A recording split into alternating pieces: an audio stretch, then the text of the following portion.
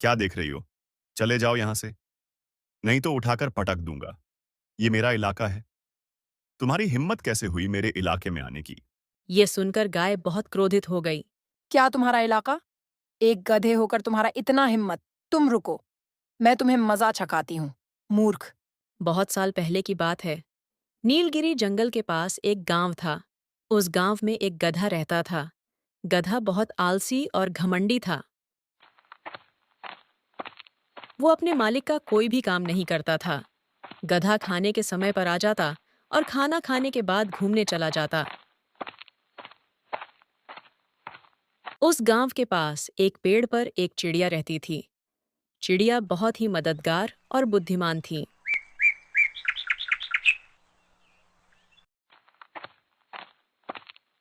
एक दिन गधा घूमते घूमते उस पेड़ के पास आया।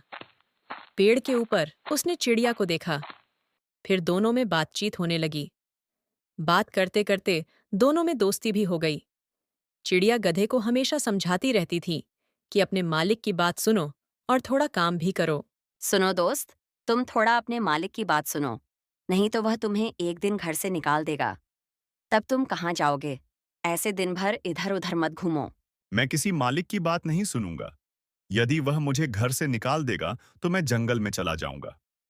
लेकिन मैं किसी की बात मानकर नहीं चल सकता। इस तरह चिड़िया ने गधे को बहुत समझाती थी, लेकिन गधा उसकी बात नहीं मानता था।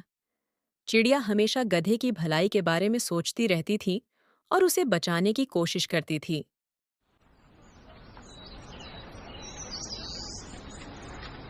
सब कुछ इसी तरह चलता रहा। एक दिन गधा चिड़िया के पास गया। तब चिड़िया ने उसे कहा, देखो दोस्त, तुम्हारे ऊपर कोई भी मुसीबत आते ही मैं तुम्हें आवाज देकर सावधान कर दूंगी। तब तुम वहां से हट जाना और मुसीबत टल जाएगी। मेरी बात मानो, दोस्त नहीं तो एक दिन मुसीबत में पड़ जाओगे। अरे चिड़िया रानी, मैं खुद इतना ताकतवर और सक्षम हूं कि मेरा कोई कुछ नहीं बिगाड़ सकता। तुम छोटे जीव हो। तुम्हें खतरों से बचकर रहना चाहिए। तुम मेरी चिंता करने की बजाय अपनी चिंता करो मेरी दोस्त। अपने ऊपर इतना घमंड मत करो। घमंड करना अच्छी बात नहीं है। मेरा काम तुम्हें समझाना था, तुम्हें समझा दिया। फिर भी तुम सतर्क रहो। इसलिए कहते हैं, दुर्घटना से बचकर रहना मानो अक्लमंद का कहना। कभी शेर के सामने पड़ोगे तो उस दिन समझ जाओगे कि मुझे तुम्हें सावधान करना चाहिए था, इसलिए मैंने कर दिया। अब तुम पर निर्भर करता है मेरी बात मानोगे या नहीं।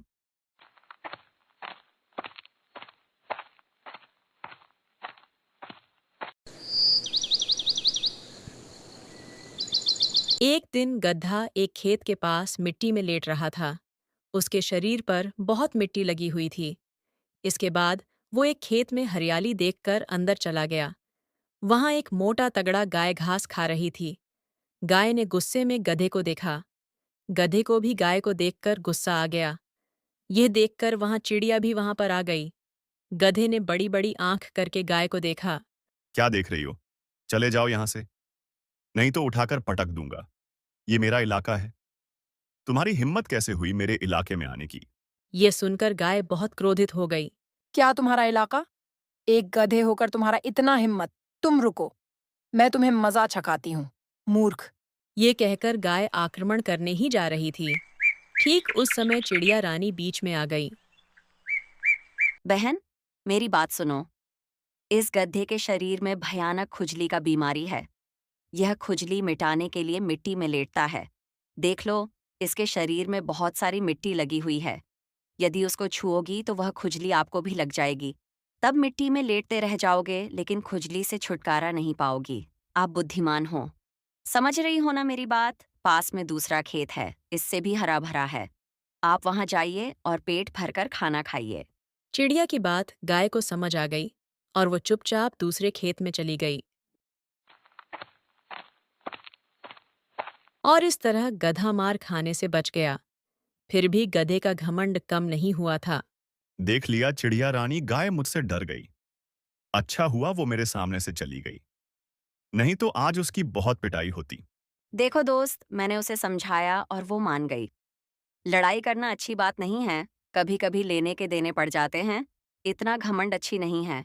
अरे छोड़ो ये सब बात। मैं किसी से नहीं डरता। मैं तो किसी को भी पटक सकता हूं। तुम नहीं जानती मुझ में कितनी शक्ति है। क्या तुम देखना चाहती हो? चिड़िया सोचने लगी कि अब इसे समझाना व्यर्थ है। घमंड का पर्दा अभी तक नहीं हटा है। फिर चिड़िया वहां से उड़कर अपने घोंसले की ओर चली जाती है।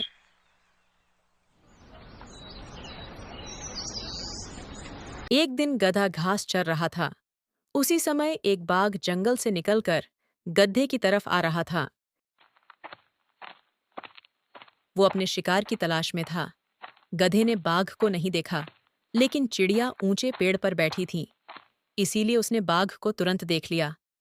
वो समझ गई कि गधे के प्राण संकट में है। तब उसने जोर जोर से चिल्लाना शुरू कर दिया। इधर बाघ ने लगातार चिड़िया की चिल्लाने की आवाज सुनकर रुक गया। अरे ये चिड़िया इतना चिल्ला क्यों रही है? ये लगातार चिल्लाने की आवाज मेरे लिए खतरे की घंटी है। अभी सब गांव वाले आएंगे और मुझे लाठी से पीट पीट कर मार देंगे। इससे अच्छा होगा कि मैं जंगल में चला जाऊं। ये सोचकर बाघ ने अपनी जान बचाने के लिए जंगल की तरफ भाग गया। उसी समय गधे की नजर बाघ पर पड़ गई। घमंडी और मूर्ख गधे ने सोचा कि बाघ उससे डरकर भाग रहा है। ऐसा लगता है कि बाघ मेरे बारे में नहीं जानता था, वरना यहां आने की हिम्मत नहीं करता। अब जब उसने मुझे देखा तो डर के मारे भाग गया।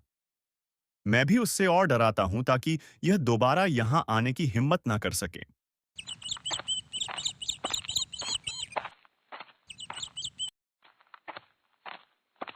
बाघ भाग रहा था, तब गधा भी उसका पीछा करने लगा।